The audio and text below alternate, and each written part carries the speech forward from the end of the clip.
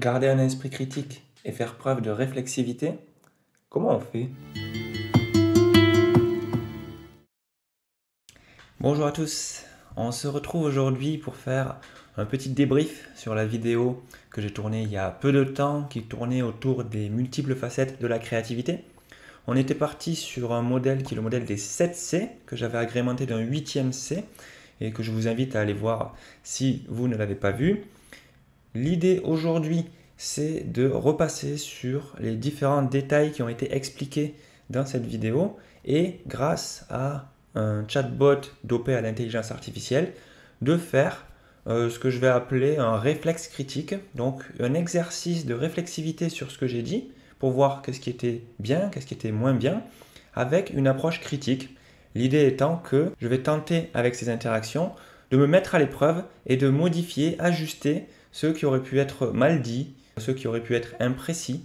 Et donc vous allez voir une suite de petits prompts qui serviront de tests, d'exercices pour moi-même et qui vous donneront une méthodologie aussi pour apprendre, des ajustements sur ce que j'ai pu dire dans la précédente vidéo que je vous invite à consulter si vous ne l'avez pas vu. Voilà, donc on va y aller, ça va démarrer. Je vais partager mon écran. Comme vous le voyez, on est sur ChatGPT. L'idée, c'est que je vais lui donner un transcript de la vidéo qui parle de créativité. Comme je l'ai mis ici, elle aborde les multiples composantes du concept de créativité en reprenant un modèle issu de la littérature scientifique.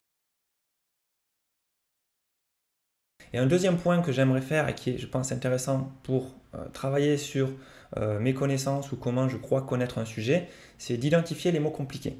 Donc ça peut être bien de lui demander ça. Alors on va voir s'il se souvient déjà du transcript. Donc vous voyez, ce que je lui mets, c'est que l'étape 2, c'est identifier les mots compliqués. Dans le transcript, trouve les mots compliqués ou peu fréquents et donne-moi pour chacun d'eux une liste de 5 mots ou expressions équivalentes. Indique également une analogie ou une métaphore qui permet de comprendre le sens des mots et de les distinguer d'autres concepts proches.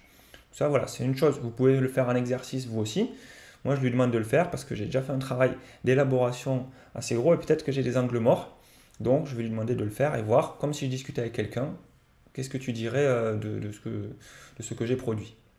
Alors, ça y est, il a sorti différents mots qu'apparemment auraient pu être pas si faciles que ça. Donc je repère d'abord les termes qui risquent d'être perçus comme compliqués ou rares pour un public non spécialiste, puis je propose pour chacun, bon merci d'avoir résumé ce que je t'ai demandé, super. Créativité, alors bon voilà, apparemment ça peut être compliqué, c'est tout ce qu'on est en train d'essayer de faire dans ces vidéos, d'essayer d'expliciter qu'est-ce que ça veut dire. Il me donne imagination, inventivité, esprit novateur, capacité d'innover, originalité, c'est pas mal. La métaphore qu'il nous donne, c'est comme un coffre à outils plein d'idées, plus il est riche, plus tu peux construire des choses inédites. Je suis plutôt en accord avec ce qu'il dit, c'est intéressant. Vous voyez que c'est pas mal aussi pour récolter des mots qui sont proches, sinon vous utilisez un dictionnaire de synonymes et c'est tout aussi intéressant. Mais là, il fait le travail et il le fait plutôt bien parce que c'est pas à côté de la plaque totalement. Alors, les composantes. Bon, il me donne des synonymes pour composantes. Là, c'est pas très compliqué. Vous savez ce que c'est qu'une composante. Élément, partie, constituant, facteur, ingrédient. Pourquoi pas, ça nous donne encore une fois du vocabulaire. C'est toujours intéressant pour pouvoir raconter, expliquer des choses sur un sujet. Et la métaphore, comme dans une recette, chaque ingrédient compte pour faire le plat complet. Ok, on comprenait à peu près ce que ça voulait dire, les composantes, mais bon, apparemment, il a eu besoin de préciser. Modèle. Alors, modèle des 7C. Ouais, alors un modèle, c'est vrai que c'est pas connu par tout le monde, mais en tout cas, ici, il nous met que les synonymes, ça peut être un schéma, c'est vrai. On peut appeler ça aussi un cadre théorique. Un modèle, c'est aussi une référence. Alors, c'est pas dans ce sens-là ici que c'est modèle. Mais bon, voilà, en anglais, on pourrait parler de framework pour cadre théorique aussi. Frame, c'est cadre, ça pourrait valoir. De système ou de grille d'analyse. Donc, c'est intéressant, je pense que c'est assez juste ce qu'il nous met là. Métaphore, comme une carte routière qui indique les routes possibles, mais pas le trajet exact. Ok, ça nous va.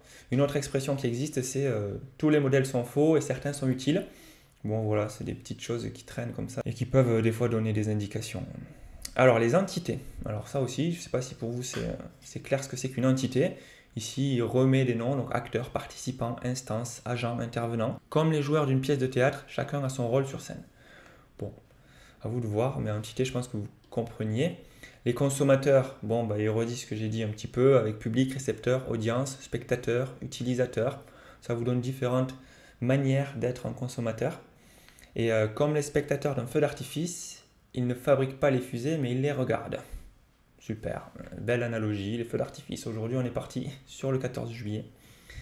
Et il m'en donne un autre, j'en avais demandé 10. Bon, il m'en donne d'autres, on va y aller. Processus créatif, cheminement créatif, démarche inventive, mécanisme d'invention, séquence de création, méthode créative. Très bien, encore une fois, ça vous donne plein de manières de nommer ce que c'est qu'un processus créatif. Je rentrerai plus dans le détail dans d'autres contenus en explicitant des choses et pas juste en donnant des synonymes, mais là au moins vous avez une idée de comment on peut le dire différemment. Comme un chemin ou une rivière, l'eau, les idées, passent d'une source, le créateur, jusqu'à la mer, le produit fini. Bon, il aime bien la métaphore filée que j'ai mise dans ma vidéo et qu'il réutilise autour de la mer, des rivières et des cours d'eau. J'aime bien l'image personnellement, mais bon, à vous de voir aussi qu'est-ce que vous en pensez. Il y en aurait plein d'autres à pouvoir faire.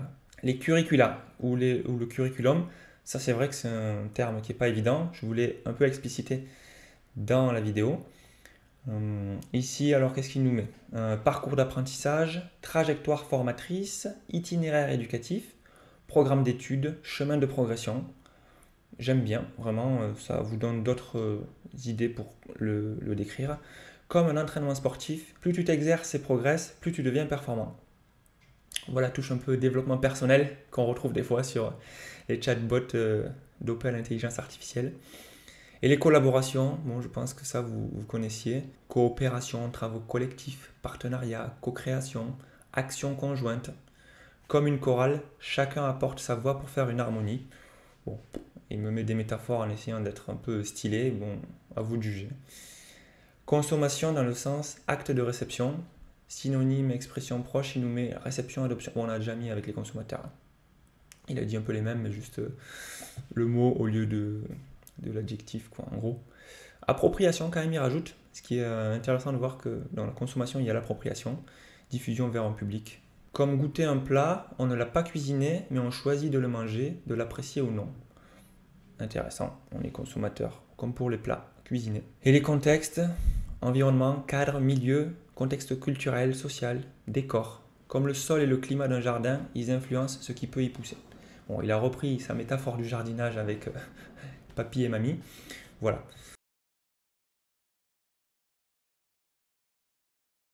Avec réflexe critique, on revient sur nos croyances et sur nos connaissances. On explore à l'intérieur et à l'extérieur pour révéler nos forces, mais aussi nos erreurs. On met à jour ce qu'on pense pour identifier nos angles morts. Ça, c'est la réflexivité. On reformule et on compare pour juger. Ça, c'est l'art de critiquer. C'est l'art de critiquer. Si vous aimez vous regarder dans le miroir sans détourner le regard, alors à bientôt pour exercer ensemble notre réflexe critique.